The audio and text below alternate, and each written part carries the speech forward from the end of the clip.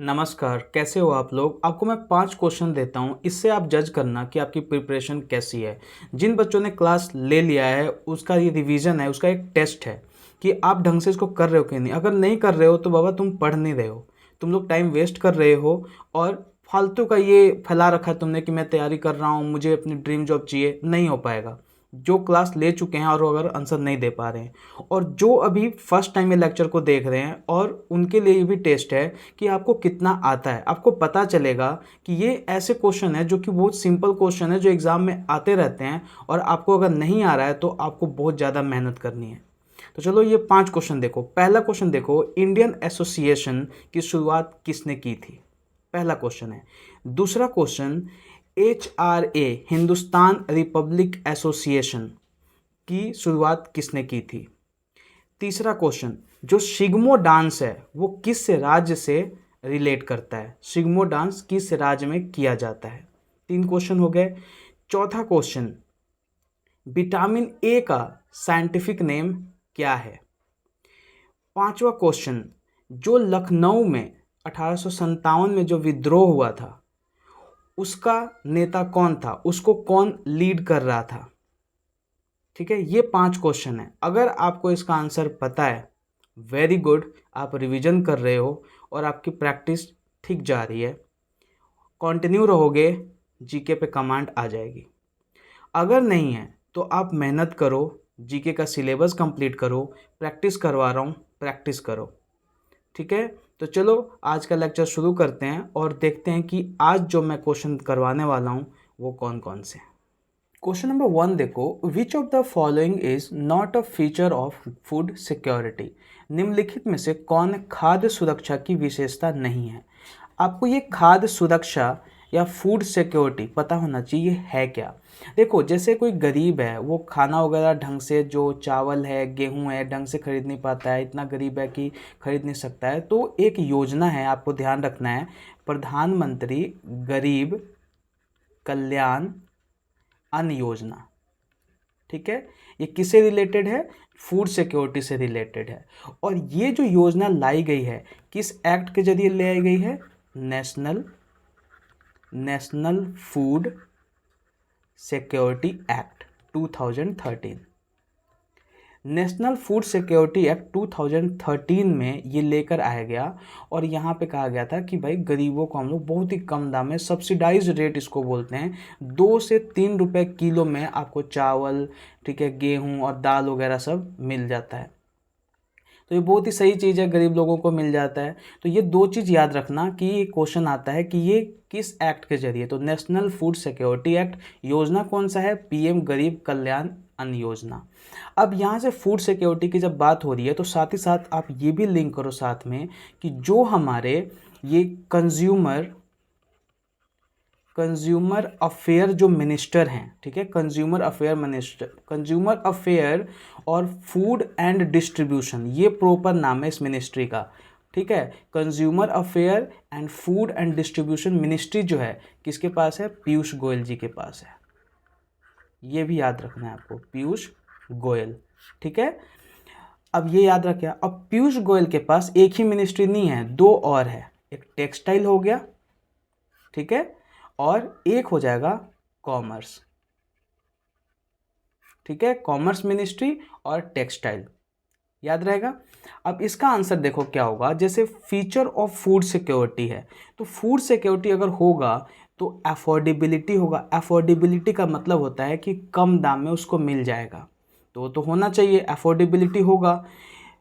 ठीक है, अवेलेबिलिटी, भाई अवेलेबिलिटी का मतलब क्या है कि वो हो, चीज़ हो। तो जब गेहूं चावल होगा ही नहीं तो कैसे होगा, तो इस फूड सिक्योरिटी में ये भी होना चाहिए।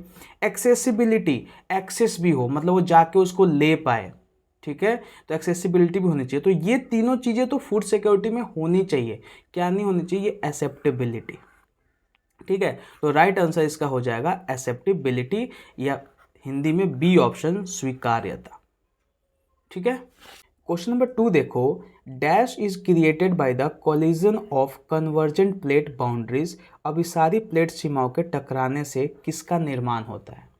तो आपने कन्वर्जेंट प्लेट पढ़ा होगा कि जब प्लेट टकराती हैं तो क्या होता है। प्लेट टकराने का जो कॉन्सेप्ट है आपने पढ़ा होगा, टेक्टोनिक शिफ्टिंग। ये थ्योरी किसने दिया था? एल्फ्रेड वेगनर ने। ठीक है, उन्होंने कहा था कि हमारे क्रस्ट पे जो प्लेट हैं वो शिफ्ट करती हैं, प्लेट में डिवाइडेड हैं।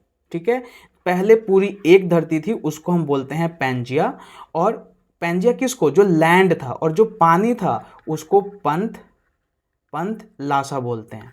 ठीक है, अब ये क्या हुआ कि डिफरेंट डिफरेंट प्लेट में टूट गई और कन्वर्ज होती हैं, आपस में टकराती हैं। तो जब ये टकराएगी, जैसे ये प्लेट है और ये प्लेट है, जब ये टकराएंगी तो इसके बीच से ऐसा कुछ ऊपर उठेगा। आप खुद सोचो कि जब ऐसे बीच में कुछ है और ऐसे दबाओगे तो यहाँ से ऊपर उठेगा, ऊपर उठता है, उसी को हम लोग बोलते हैं कि वो माउंटेन बन गया। तो जब प्लेट ऐसे कन्वर्ज होती हैं तो वो माउंटेन बनता है। तो यहाँ पे आंसर देखो क्या हो जाएगा, ऑप्शन बी, माउंटेन बिल्डिंग, कि जब दो प्लेट कन्वर्ज करेंगी तो माउंटेन बनेगा। एग्जाम्पल आपके सामने है हिमालय। हिमालय आपका एग्जाम्पल है कि ड्यू टू कन्वर्जेंस ये जो माउंटेन बिल्डअप हुआ, और ऐसे माउंटेन को बोलते हैं फोल्ड माउंटेन। ठीक है, इस क्वेश्चन से अगर आपको कुछ निकालना है तो ये फोल्ड माउंटेन ही निकालना है कि कन्वर्जेंस की वजह से माउंटेन बना, उस प्रोसेस को बोलते हैं फोल्ड माउंटेन। अब फोल्ड माउंटेन का एक एग्जांपल आपने हिमालय देख लिया। ठीक है, एशिया में आपने हिमालय देख लिया। ऐसे ही नॉर्थ अमेरिका में एक फोल्ड माउंटेन है, वो है रॉकी माउंटेन। ऐसे ही साउथ अमेरिका में आपको याद रखना है एंडीज माउंटेन। ठीक है, यूरोप में जो फोल्ड माउंटेन है वो है उराल। ठीक है, और यूरोप में ही एक जैसे उराल हो गया, उराल आपका रशिया में है ये। ठीक है, रशिया में है और ये बॉर्डर पे है, एशिया यूरोप के बॉर्डर पे। क्वेश्चन आता है कि कौन सा ऐसा माउंटेन है जो एशिया यूरोप को अलग करता है, वो है उराल माउंटेन। और यूरोप में एक आप याद रख लेना एल्प्स। ये क्वेश्चन आता है कि एल्प्स माउंटेन किस टाइप का माउंटेन है, तो फोल्ड माउंटेन। क्वेश्चन ये भी आता है कि इनमें से कौन सा ऐसा माउंटेन है जो फोल्ड माउंटेन नहीं है। तो ये जब आपको पता होगा तभी तो आंसर मार पाओगे। ठीक है, तो इसका राइट आंसर हो जाएगा B, mountain building. Question number 3 देखो, when is national girl child day observed annually in India? National girl child कब मनाते हैं? 5 जून को, 12 मई को, 24 जनवरी को, 9 सितंबर को। तो राइट आंसर हो जाएगा ऑप्शन सी, 24 जनवरी। 9 सितंबर को क्या मनाते हैं? हिमालय डे। ठीक है, अभी हमने कुछ देर बाद हिमालय के बारे में पढ़ा कि फोल्ड माउंटेन है। अब ये भी याद कर लो कि ये 9 सितंबर को हम हिमालय डे मनाते हैं। 12 मई को हम लोग क्या मनाते हैं? Nurse day. ठीक है, कि नर्स का क्या इंपॉर्टेंस है। ठीक है, नर्स के बारे में अवेयर करना कि बहुत ही इंपॉर्टेंट रोल प्ले करती हैं ये। तो नर्स जो हो जाएगा, आंसर हो जाएगा। तो नर्स डे कब मनाते हैं हम लोग? 12 मई को। 5 जून को क्या मनाते हैं? 5 जून को मनाते हैं इन्वायरमेंट डे। ठीक है, अब सितंबर में आप एक डे को याद रखना, 14 सितंबर को मनाते हैं हिंदी दिवस। ठीक है, और एक 10 जनवरी को मनाते हैं हिंदी दिवस। वो क्या है? इंटरनेशनल। कि इंटरनेशनल हिंदी दिवस कोई पूछ दे तो 10 जनवरी, और अगर नेशनल पूछ दे तो 14 सितंबर। ठीक है, याद रहेगा। और जनवरी में आपको क्या याद रखना है? एक 25 जनवरी को। 25 जनवरी को हम लोग मनाते हैं वोटर डे। इंपॉर्टेंट है। क्वेश्चन नंबर 4 देखो, who among the following never became the vice president of India? Vice president of India कभी नहीं हुए, तो वो आंसर हो जाएगा गुलजारी लाल नंदा। गुलजारी लाल नंदा का एक और फैक्ट याद रखना कि सबसे कम टाइम के लिए अगर कोई प्राइम मिनिस्टर बनाए गए हैं तो वो गुलजारी लाल नंदा है। एकदम shortest term as prime minister, तो आंसर हो जाएगा गुलजारी लाल नंदा। ठीक है, पंडित जवाहरलाल नेहरू का जब देहांत हो गया था तो उनके बाद जो प्राइम मिनिस्टर बने थे कुछ दिन के लिए, वो गुलजारी लाल नंदा ही बने थे। ठीक है, अब यहाँ से आपको ये भी ध्यान रखना है कि प्राइम मिनिस्टर का लिस्ट, वाइस प्रेसिडेंट का लिस्ट बहुत सारा है। तो प्राइम मिनिस्टर का जो इम्पॉर्टेंट इवेंट हुआ है ना, उस हिसाब से याद रखा करो। जैसे 1971 में बांग्लादेश लिबरेशन वार हुआ था, तो ये जब आप पढ़ोगे तो इस इवेंट से आप ये याद रखो कि इंडिया में पीएम कौन था, तो इंदिरा गांधी थी।